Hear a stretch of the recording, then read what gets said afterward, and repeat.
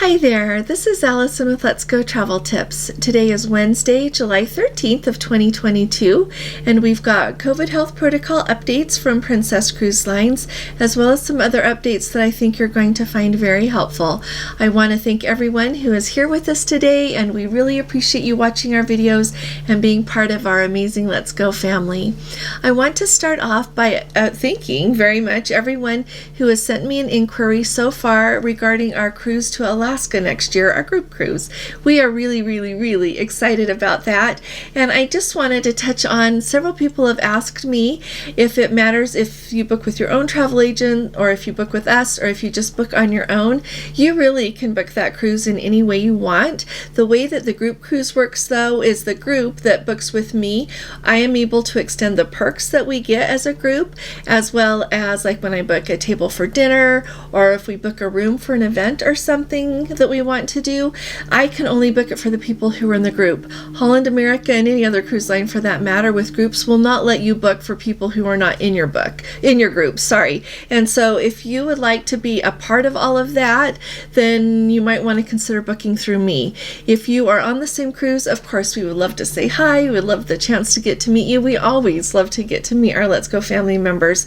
But as far as all of the group events and like trying to schedule things, that would be a little bit trickier, and with I can't extend the perks to you as well, and so I'm sorry about that, but I just wanted to let everybody know about that who is thinking about it.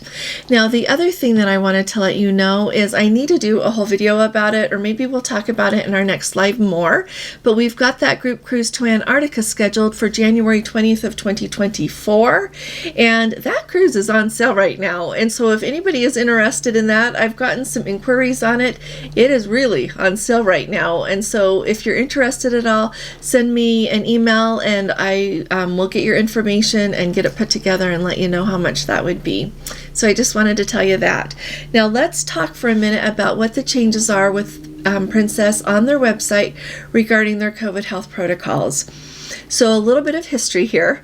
Ever since we started getting to the point that cruise lines were going to restart, they had a whole nother section of their website, and it's usually called Cruise Health FAQ, and they recently this summer have had it for sailings from the US and Canada, sailings from the United Kingdom, sailings from Europe, and then when Australia was going to come online, there's a section for sailings from Australia.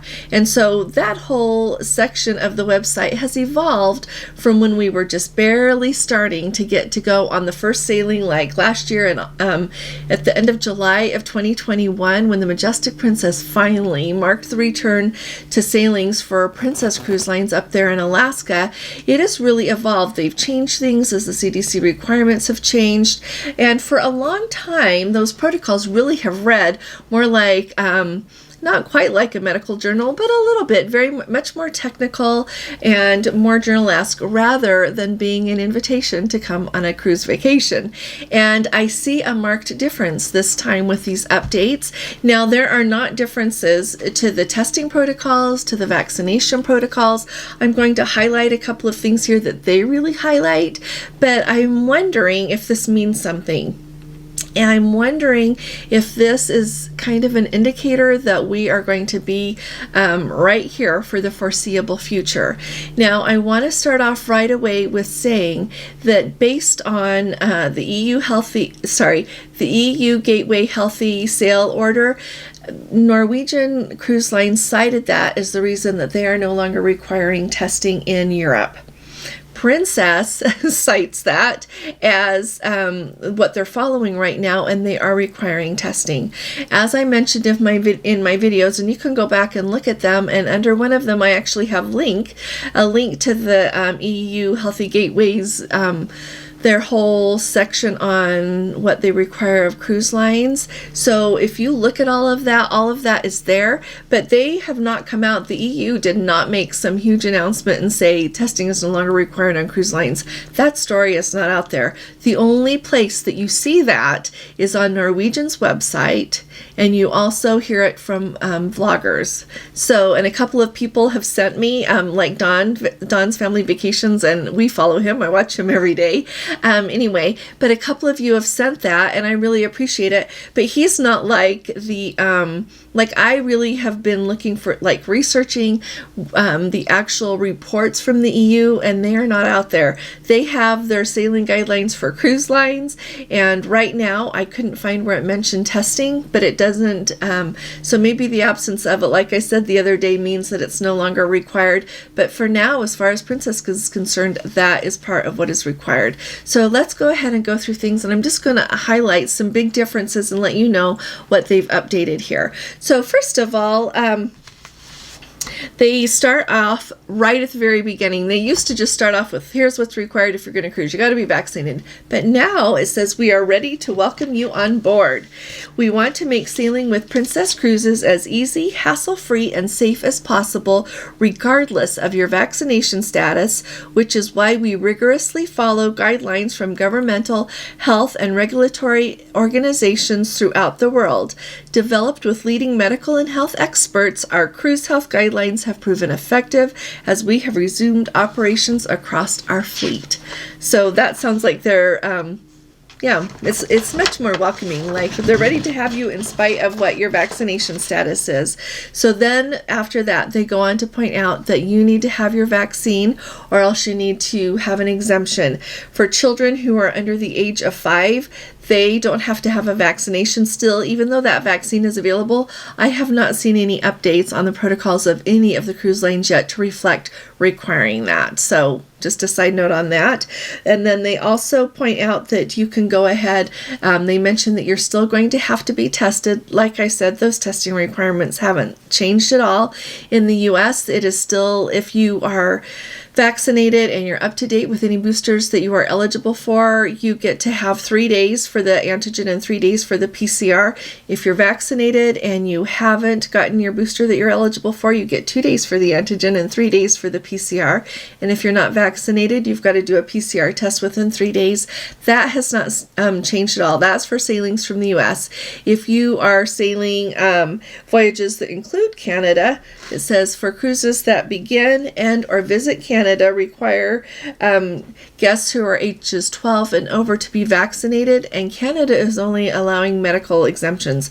They are not allowing it for religious or any other reasons, and so that's a little bit of a difference there. But then they also require that your antigen test is within 2 days and your PCR test is within 3 days, and that doesn't matter whether or not you've got your booster or anything. So I just wanted to make sure that you were really aware of that. And like I said, the other requirements have not changed. You're still going to have to do that test for your cruise tour. If you're doing the land portion first, then they will give you the test to do before you board the cruise ship. And then if you are doing the cruise part first and the land tour second, they are still not requiring any testing for that land tour.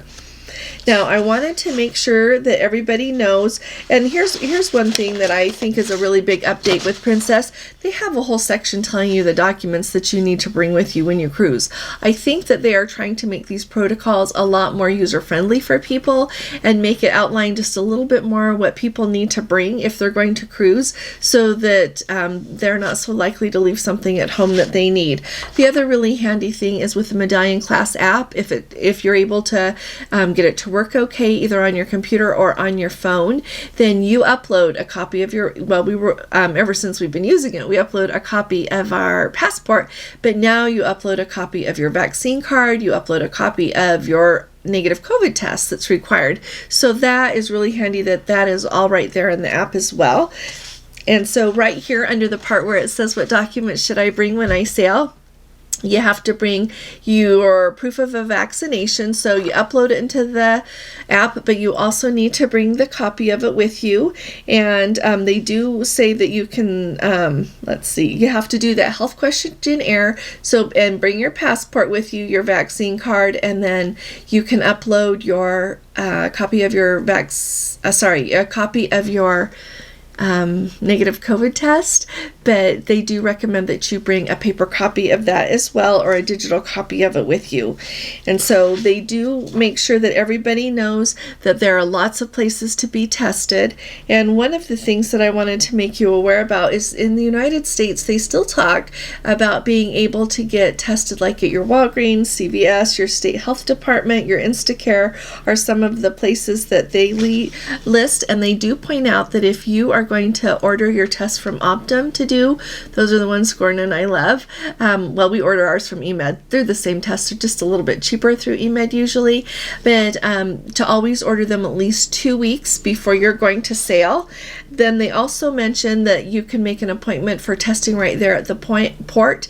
They've got a link for it, and it just takes you to docgo.com, docgo.com. So that's great. And when you go there, you select literally you select the port you're going to go to and the day you're sailing and which ship you're sailing on. It's really great. And those of you who are coming to the United States from another country and you're going to be here long enough that you're not able to test at home and then be here and embark on the cruise within the time required for the negative COVID test, you can use that docgo.com testing just so that you can get tested at the port for ease. And when it comes asking your address, just put in the address for the port. Several Let's Go family members have said that is what they have done, and it worked perfect. And a few months ago, after they had told me that, I contacted docgo.com separately. And they said that is perfectly acceptable because it won't accept an address from outside of the United States. But as long as you put it in there and you pay your $60 to be tested, they're happy to test you. So I thought that was wonderful. And then they also tell you, and this is really handy, so they tell you the things that need to be on your test results. Now, this is especially important. Like if you go to a lab, and have it done officially at a lab at your Walgreens or CVS, the things that you need to be are automatically going to be on that test result. The same with if you order the test from eMed or Optum and do it with a video call, what is required is going to automatically just be in your test results. But if you're doing it from somewhere else, or for example, you're using your government tests and you are going through onpoint-testing.com, where you can just buy the proctored test, like you have the test, you're just paying them literally for that video telehealth proctoring of your test, and then they give you the results. You just want to double check that they are giving you all of the information that you need. So we've got the where the test was administered, the type of test, so it's the NAAT or the antigen, a specimen collection date, so the date that the test was done, the guest name, their birth date, age or passport number, and then a negative test result using words or phrases including negative, undetectable, SARS-CoV-2 RNA not detected, SARS-CoV-2 antigen not detected, COVID-19 not detected, or not reactive. Any of those words are just fine. And like I said, I don't think that that is a hard thing to get a test that would meet those requirements. Now, the other thing to be aware of that Princess still recommends is that if you are traveling, getting somewhere, and then you'll be tested before you board the ship, they are still recommending that you test before you leave home so that you're not positive when you leave and then you've paid to get somewhere and then you're positive there. And I agree. Gordon and I always test before we leave home. When we just went to Europe, we tested before we left home, and then we tested within the window to get on the ship. So I always suggest that because there's no sense getting there and finding out that you're sick. Another really important thing to remember is ever since we've had the cruising restart, Princess has said, and the other cruise lines are really good about this as well, that if you are on board their ship and you test positive, that they will give you a future cruise credit in the amount for the days that you missed of the cruise, which I think is very gracious of them. And so it says, so they're still doing that. They'll still give you the future cruise credit for the days that you missed. But if you have purchased a travel protection plan, in other words, the Princess Platinum or the Princess Standard Insurance, you and your travel companion may claim a refund under the trip interruption benefit instead of receiving a future cruise credit. And that might come in really handy because sometimes it's hard to use future cruise credits up by the date that they would expire. And so I think this is wonderful. To me, that's a good enough reason to buy their insurance right there, because if something happens, then you won't end up with some future cruise credits that you don't have time to use. So I thought that that was really wonderful. Alrighty. Then they do remind everybody to have insurance. Insurance is not required to sail on Princess right now in the United States or abroad. And they still remind everyone, though, that with the current situation, the current global travel and health environment, they do encourage all guests to please have travel insurance before you embark. And so that's very important. And then let's see, maybe that's all. Let's see.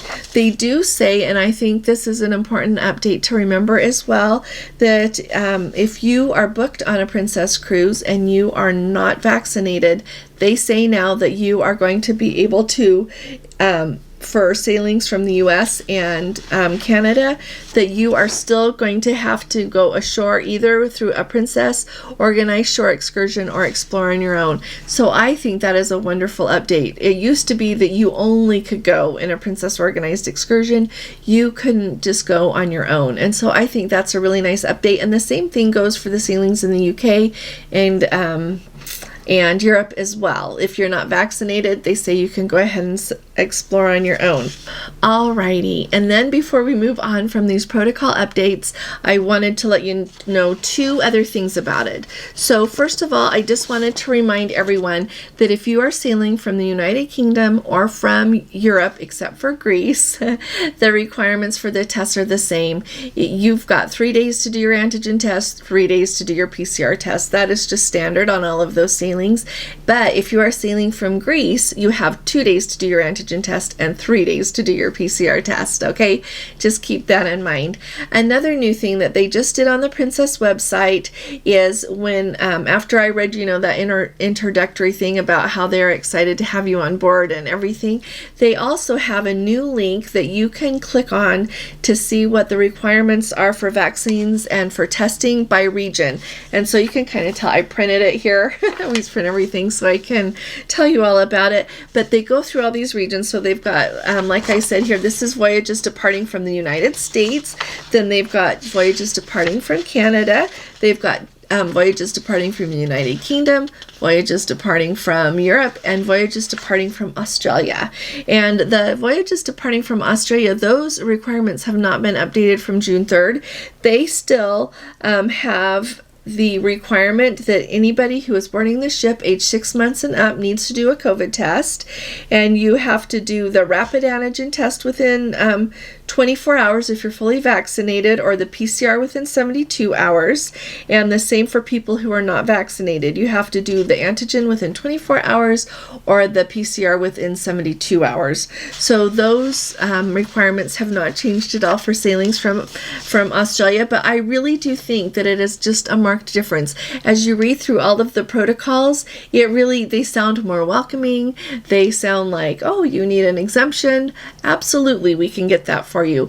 And they point out that one thing I did like, I should add, is, we usually have been reading that they are sailing with 90% of the passengers vaccinated to meet the CDC requirements. And now they point out that that gives them 10% wiggle room to allow more exemptions and absolutely let more people sail who are not vaccinated. So I really see a shift in the tone of this, that they're welcoming people on board. And so I am wondering if this is where we are going to be really for a while now, with vaccines being required. And, with the uptick in cases that we are seeing really pretty much across the world. We're seeing it in the United States, across Europe, the United Kingdom, and India. They've got that new variant coming out as well. I think it's BA 2.75, and that is just barely being, there's still, there's a few cases of that here in the United States. With all of that happening, I would be a little bit surprised if the CDC makes a budge very soon about what they require as far as testing goes for sailings from the United States. And I think that it seems like for now that Princess and Royal Caribbean and MSC, they are all sticking with that testing requirement. Like I said last week, Norwegian is the very first one to move away from that that testing requirement, except for, of course, sailings from the US and Canada, Bermuda, and Greece. But it'll be really interesting to see how it goes moving forward. But based on this announcement, I would say we're going to be here for a little while. The other thing I would say is today, like I said, is July 13th. And right before I did this video, I looked, and Royal Caribbean and MSC have not, and Holland America as well, have not updated their protocols. And so we are still sitting right where we were with testing. So I hope that you find this helpful, and I would really like to hear what you all think about it. I know that we keep talking about testing and vaccines, but that is really like a big deal right now. And I know that it's what people worry about the most, I think, with cruising. And tomorrow or the next day, I'm going to talk to you a lot about a little bit more what to consider maybe when you're thinking of cruising right now, and what might be some just like some little mile markers on your road of life that would make it be like, yeah, you should go on a cruise now, or like, wait a minute, maybe not. So anyway, our Let's Go family member Ronald is going to be sailing on the Discovery Princess on July 24th, and he was wondering how the capacity was going on the ship. And so we very kindly had a couple of Let's Go family members reply.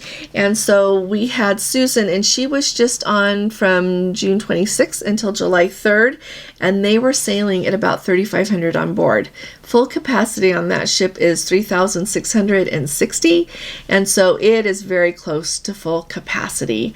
And so I would say if that worries you a little bit, Alaska is the perfect place, I think, for you to be with if you're going to have a large capacity, because there is so much to see as far as scenery goes. There is so many places on these big ships, any of the ships, to view the beautiful scenery outside. If you've got your own balcony, that's great. And if you don't, it's great too, because they have so much deck space that you can be out from your interior cabin and just take in lots of beautiful scenery. There is so much to see when you are on the ship in Alaska, that you won't feel that you have to be in the enclosed areas, if that bothers you at all. And so I'm really excited to hear how many people are on her this week. And so I would love an update from anybody that's got that. Now, another update is from our Let's Go family member, Jeffrey, and he posted this just today, Wednesday morning. He posted it over in our Facebook group. So if you're not a member there, you're going to want to join us. It's Let's Go Travel Tips just on Facebook. All you do is request to join, and Gordon lets you join us. And we just love having you all with us. But here's what Jeffrey said. We've been talking about and wondering about how the ships were doing with selling the day passes to the Enclave Thermal Spa. And so he said, Jeffrey did, that he just spoke with a gentleman who returned from the Sky Princess this past Saturday, and he said that they were selling day passes in the region of $40 to $45 a day. And so maybe this is a new thing. They, like I've heard lately, is that they were only selling maybe the 1 week passes. Now, mind you, when we were just on the Regal Princess, and a whole week for 7 days was $149. If you're going to use it very much, you're going to want to try to get a 1 week pass, because if it's $40 to $45 a day, it is much more economical to just pay for the week if you're going to use it. But if you're not, then just get it for the day. But so I am really excited. So anybody who is on a Princess ship right now that can find out for us, that would be really helpful. We've got lots of people, and I know it's really helpful to know these things, because when you're trying to plan your budget, or you've got some onboard credit and you're trying to think of how you're going to manage everything, I think it's really helpful to know what's offered and how much it would cost. So just to let you know, and if any of you missed my video about it, like if you want to do the Enclave Thermal Suite, get right down to the Lotus Spa right when you get on the ship, so that you're sure to get a spot. Now, I do really appreciate Jeffrey, and I wanted to remind you all to take a look at his blog. It's Cruising for One, and we always have it linked underneath our videos, and he does an excellent job about writing all about cruising. He has a hotel review. He just recently posted about cruising solo. I'm trying to remember. There's several things that he has written about, and they're all very helpful. Not one of them is fluff, and so I think you would really enjoy that. And then also, just a quick thanks for being so kind. Several of you have been so kind, gone to our daughter's Etsy store and bought a packing list. Thank you. That was really nice of you. Much appreciated. And so I hope you find it helpful. Now, the other thing that I wanted to let everybody know here about really super fast is where we sit right now. So today, like I said, is July 13th. We've got the cruising restart going, and I just wanted to tell you that there are a lot of sailings left just for this year up to Alaska. There are a lot of sailings to go lots of other places. And so I just wanted to say, don't feel like you have missed the boat. If you feel like, oh, I wish I would have booked something and now we have time to go, but I'm late. You know what? I would say just go. And of course you can ask me, and I'm happy to help you book it, but you can, however you would like. I just want you to really think about going. And I have been thinking about this, and then our Let's Go family member, Lorena, made a comment, and she was saying how they went and they booked it kind of late last year. And so when they went, the excursions were kind of full, but she was saying they had like the best time just going into the ports, exploring on their own, enjoying all the beautiful scenery, just soaking up all of the peace and beauty that there is there. And she said they had a wonderful time, and they didn't end up spending a ton on excursions because they were sold out. So if you want to go, two things. First of all, I would say definitely go. And just because the excursions are sold out through Princess or Holland America, Norwegian, whoever it is that you want to go on, you know what, whenever you get off the ship, you can always pick up a tour. There are always people waiting there hoping that someone will buy a tour from them, and they do a really good job. On some of them, they are even the same people that are taking Princess people or Holland America people or whatever. And so just keep that in mind. You can always pick up a tour that way, and they have a wide variety of tours. You can pick up from like a helicopter ride. I saw a guy there standing there in Skagway offering those, clear down to like a trolley tour or a bus ride and everything in between. So don't think that you have missed the chance to go. Just go. And I would say that they have some really good fares available this year because they do want people to go. So I just wanted to put that out there. You know me, I'm always thinking it would be lovely to go. So I hope that you can get the chance to go soon too. If you've got any questions about either one of our group cruises or about anything that I've talked about, don't hesitate to put your questions below, and I'll do my best to get back to you.